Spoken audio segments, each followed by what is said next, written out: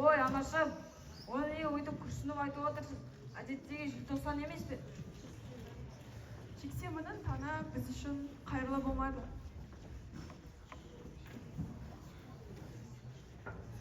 Уважаемые коллеги, товарищи, в связи с уходом на пенсию первого секретаря Казахского СССР Мухаммеда Ахмедовича Кунаева на его место зачали Геннадия Колбина, первым секретарем Казахского СССР. Анашым, менің білуімше сіздерге Колбин неме біреудің алмасқанына қарсы шығыпсыздар ғой, ә? Оған неге қарсы шығып жүрсіздер? Бәрібір дым бітірмедіңіздер ғой. Бостан-босқа шықтыңыздар. Ей бала, не айтып тұрсың? Олай деме, айналайын, сендерге бәрі оңай болып көрінеді. Халық көтеріліске қызық көріп үшін шықты деймісің? Үкіметтің осыншама әділет шешіміне күйініп шықты емес пе? Жігіттер, қыздар, естіңдер ме? Ана жаққа қазаққа жаңа басшы керек дейді. Ей, сен не деп тұрсың? Енді бізді бас болып еді. Ей, дәл осы үшін алаңға жастар жиналып жатыр. Біз де шығайық, біз де қапы қалмауымыз керек. Ей, Бақтияр, сен мұны ойланып айтып тұрсың ба? Сол жерге шыққаннан не өзгереді деп ойлайсың? Шықпаймыз. Ей, Нұрбол, сен не деп тұрсың? Қазір мен шықпасам, қорған деп сен шықпасаң, кім шығады сонда мына жаққа? Қазір барлығымыз бірікпесек, ана орыстың табанының астында мәңгіге құл боламыз. Ұя қалса иесіз, айдың үшін сол қайғы. Қаңғып келген шүрегей көлге пана болмайды, Нұрбол. Ешкім шықпай дейтін жоқ, Нұрбол. Бәріміз біріміз үшін, біріміз бәріміз үшін. Кеттік алаңға. Анашым, бұл рас па? Анашым, бұл рас па? Сіздердің шаштарыңыздан тартып, ұрып, соғып, суық күні, су шашқандары. Неге қарсы тұрмадыңыздар? Міне, қара балам, бәріміз шынжырша бекініп, полицейлерге берілмедік. Барымызша, әліміз жеткенше,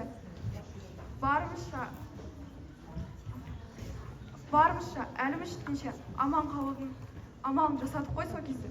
Ой, анашым, сіздер үлкен адам болып, ақсерек көксерек ойнаған екенсіздер ғой, ә? Ай, балам, Колбин кетсін, қазақты қазақ басқарсын! Колбин кетсін, қазақты қазақ басқарсын! Колбин кетсін, қазақты қазақ басқарсын! Деген ұшашы болсын! Биліктің басына неге орта кеп тұрған? Орыстан жек көресің бе? Биліктің басында қазақ тұру керек! Қазақ! Қазақ! Қазақ! Дұрыс, бірақ өзің ойлашы, біздің елімізде орыстар емес, украиндер де бар. Мейлі! Қазақстанда бірінші орында қазақ тұру керек. Онда егер Грузияда грузин, Түркменстанда түркмен, Өзбекстанда рашид, ал бізге неге Колбин? Ол бірін соңды біздің жерімізде өмір сүрмеген. Сонда бәріне кінәлі сорлы халық қазақ па? Әрине жоқ. Республика қазақ, республика басына қазақ келеді. Қашан? Түсінбейді екен, ұрыңдар!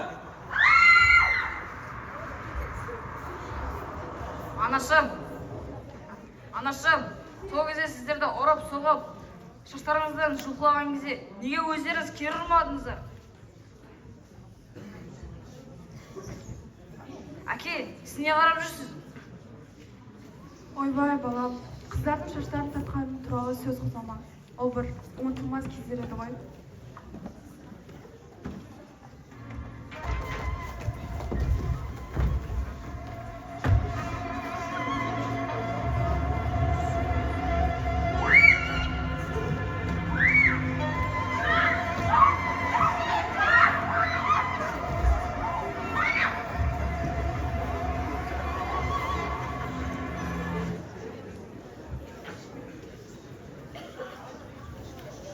Анашым, неге барлығы сол кезде ызғарлы жексенбі деп айтады?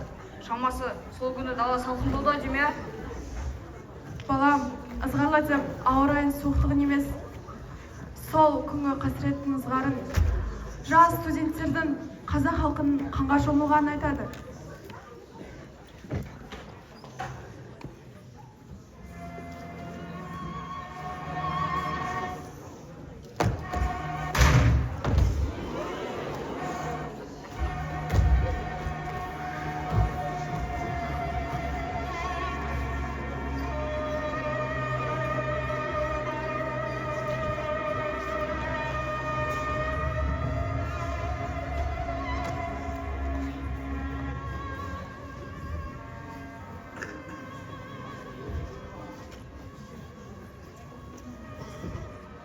Барлығына сорлы халық қазақ.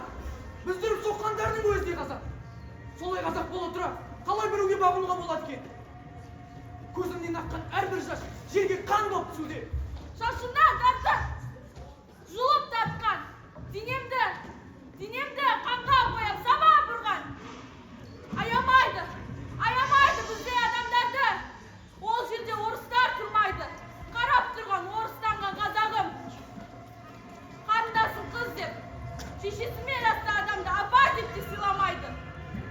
Менің етім қанға толы. Мен қайдағы жоғарғы жаққа бағым келмейді. Мен қазақ басшыға бағынып өршірім келеді. Дәл қазір денемнен сау, тәнді қалған жоқ. Еліміздің болашағы үшін не істемедім?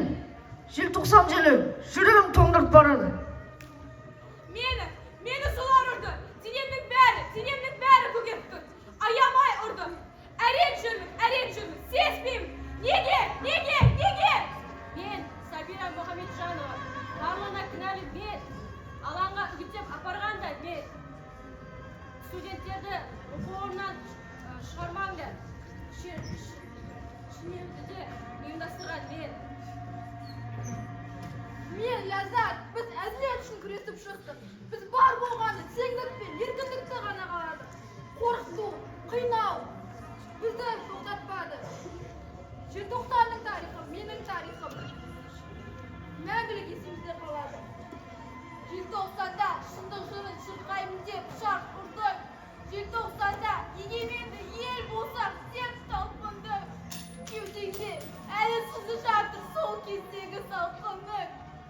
Айналайын жас қайратым, жас өркені халқымның. Неге? Не үшін? Біз бұның бәріне шыдауымыз керек. Қазақ халқының бұған не кінәсі бар?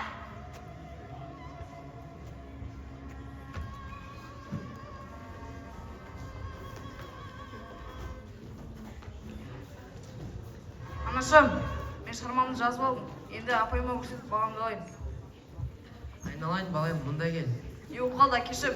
Бағанадан бері мына шешеңнен желтоқсан оқиғасын сұрап жатсың. Мектепте оқып берерсің шығармаңды. Алайда, есіңде болсын. Желтоқсанның қасіреті ешкім аяқ асты етіп ойнамасын. Сол кезең аяқтан өткен ызарын сендер сезінбесін деп біз сезіндік балам.